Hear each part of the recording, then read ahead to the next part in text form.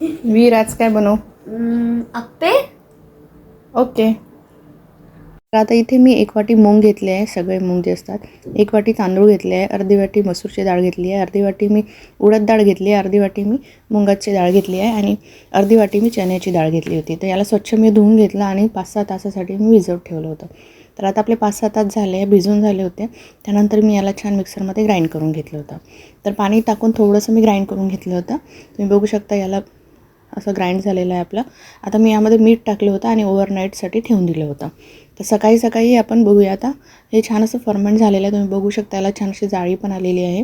खूप छान असं फर्मेंट झालं होतं. त्यानंतर मी आता अप्पे करायला घेतले होते. तर यातलंच अर्धं बॅटर मी थोडं एका वेगळ्या भांड्यामध्ये काढून घेतलं. त्यामध्ये मी हिरवे मटर फ्रेश घेतले होते आणि थोडा कांदा बारीक चिरलेला टाकला होता. त्यामध्ये थोडंसं मीठ टाकलं होतं आणि आता मी थोडंसं बारीक कट केलेला कढीपत्ता टाकत आहे आणि त्याला छान असं मिक्स करून घ्यायचं. त्यानंतर आता इथे मी तेल गरम केलेलं आहे. अप्प्याच्या पात्रामध्ये तेल टाकलं होतं आणि त्यामध्ये आपण अप्प्याचं जे बॅटर आहे ते पूर्ण टाकून घ्यायचं. एक साईड अप्पे झाल्यानंतरच त्याला टर्न करायचं, नाहीतर अप्पे चिपकतात. आणि अप्प्याचं भांडं जेव्हा आपण गॅसवर ठेवतो ना, ते चांगलं गरम होऊ द्यायचं आधी. त्यानंतरच त्यामध्ये बॅटर टाकायचं. तर मी दोन्ही कोण छान याला शिजवून घेतले आहे, बघू शकता तुम्ही. आणि खूप खायला छान क्रिस्पी झाले होते. तर मी परत एकदा त्याला बनवून घेतलेलं होतं. तर तुम्ही बघू शकता इथे किती इझिली पण निघतात ते आणि खूप छान होतात. आणि आता मी तुम्हाला एक फोडून पण दाखवणार.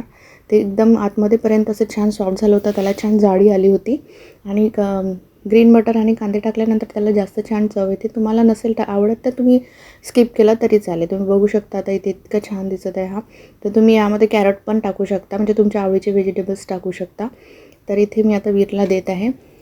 तर ही रेसिपी खूप हेल्दी आहे. याच्यामध्ये खूप सारे डाळी ॲड होतात आणि खायला पण तितकीच टेस्टी आहे. तर तुम्हाला ही रेसिपी आवडली की नाही नक्की कमेंट करून सांगा आणि तुम्ही अप्पे कशा पद्धतीने बनवता तेही नक्की कमेंट करून सांगा.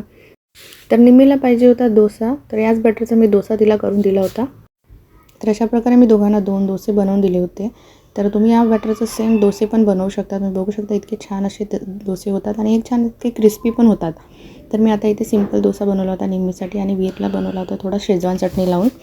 याच्यावर मी थोडं चीज पण टाकून दिलं होतं, त्याला चीज पाहिजे होतं तर तुम्ही डोसे पण करू शकता किंवा मग अप्पे पण करू शकता. तर भेटूया अशा सिंपल इझी नवीन रेसिपीसोबत नेक्स्ट व्लॉगमध्ये. Bye bye.